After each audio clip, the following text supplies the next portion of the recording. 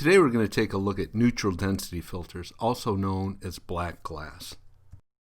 We've all seen shots of smooth, silky waterfalls and rivers where the water flows gently but the backgrounds are sharp and clear. This is achieved by using ND or neutral density filters. The best expression I've seen for ND filters is that they blur time.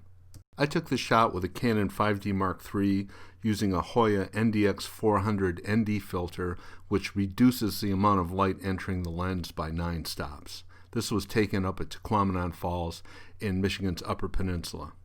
These are the cameras and the lenses I typically use ND filters on. I've got a Canon 30D with a Tokina 11-16 wide angle, 7D, and I put a 35mm or a nifty 50 on that, and a 5D Mark III with a 24-70 kind of kit lens zoom.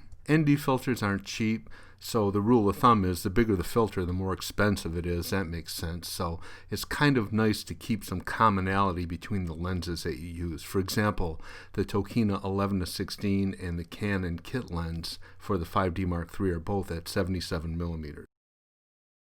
Using an ND filter takes some work. You can't just slap it on and shoot away. For one, you can't see anything through the lens. It's completely black. That's why they call it black glass. First, you're going to need a tripod. Always shoot on a tripod because there are going to be multiple time exposures. You need a cable release like the remote switch shown here, of course a filter, and also an air squirter to keep the dust off your lens and your filters. ND filters block light from entering a lens. This makes longer exposures possible in bright, high-contrast lighting situations. ND filters come in different graduations, such as 0.3, 0.6, and so on. Each one reduces the light entering a lens by twice the amount.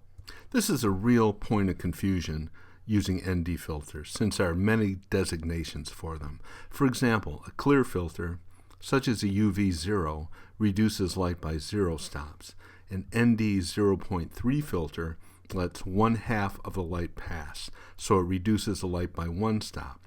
An ND 0.6 filter lets 1/4 of the light pass, so it reduces the light by 2 stops.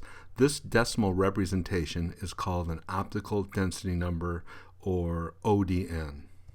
So that's too complicated for me, so here's what I did. I made a small ND filter table, and I'm making that available as a downloadable PDF. Check the description below for the URL. The table's small enough to print out and take with you on shoots. I printed it, cut it out, laminated it, and keep it in my camera bag. If you plan on buying one or more ND filters, it's probably not a bad idea to keep this chart with you when you do. Cinematographers, almost all of them, rely heavily on ND filters. When you're out shooting a movie on a very bright sunny day, you can't have your f-stop like f2 or f2.8. You want it 16, 22, 64 for really good controlled depth of field. Well, how are you going to get that on a sunny day? You get that high quality exposure and depth of field by using ND filters. Many cameras have them built in, such as the Canon C300. And you'll also see these giant rectangular matte boxes in front of the lenses on cinema cameras where they have glass ND filters they slide in and out.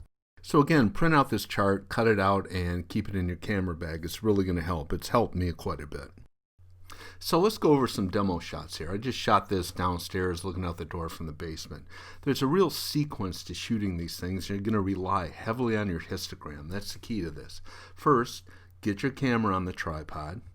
Then you're going to want to manually focus. See, I've got a little piece of gaffer's tape I always keep stuck to my camera to hold focus in place.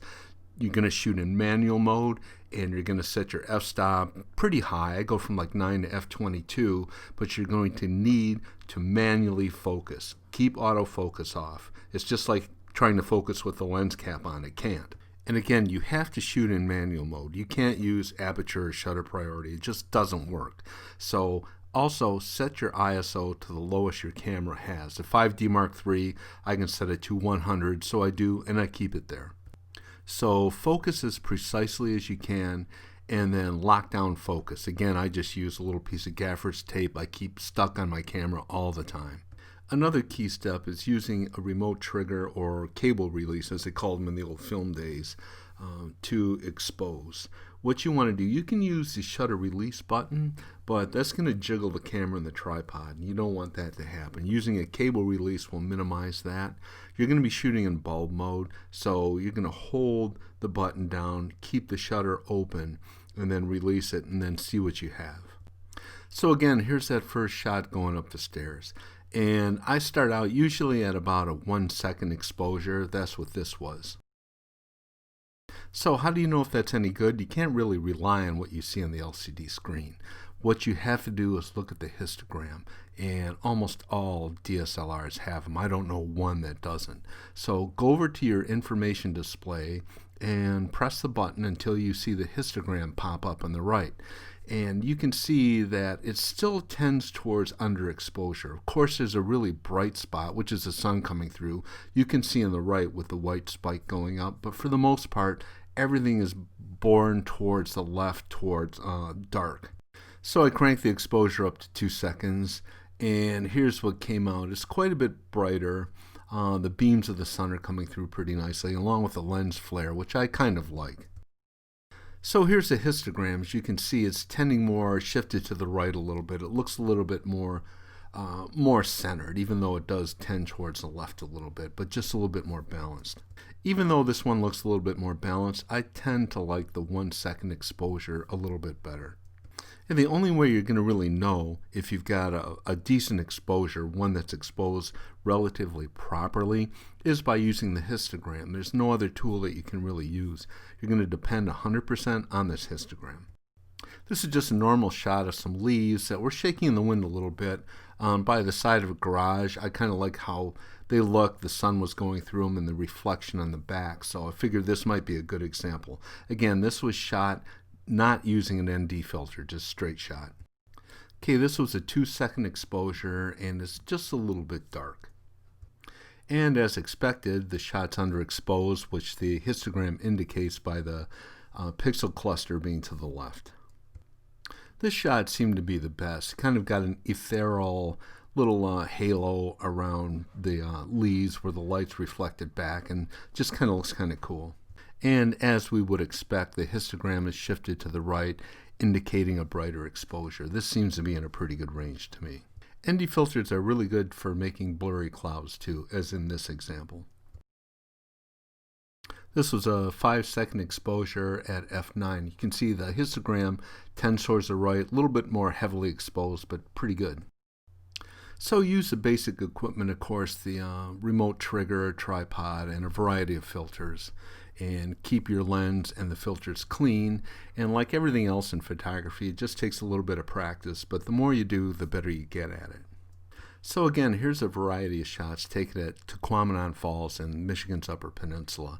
I used the Canon 5D Mark III, the 24-70 f4 kit zoom lens, and the 77 millimeter NDX 400 Hoya filter.